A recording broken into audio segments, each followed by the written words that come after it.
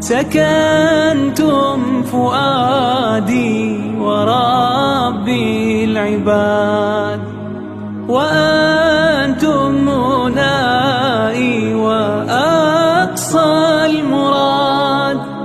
فهل تسعدوني بصفو الوداد، وهل تمنحوني شريف المقام؟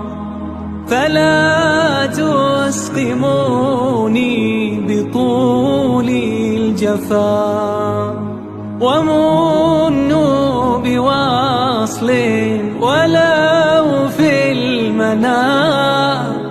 أموت وأحيا على حبكم.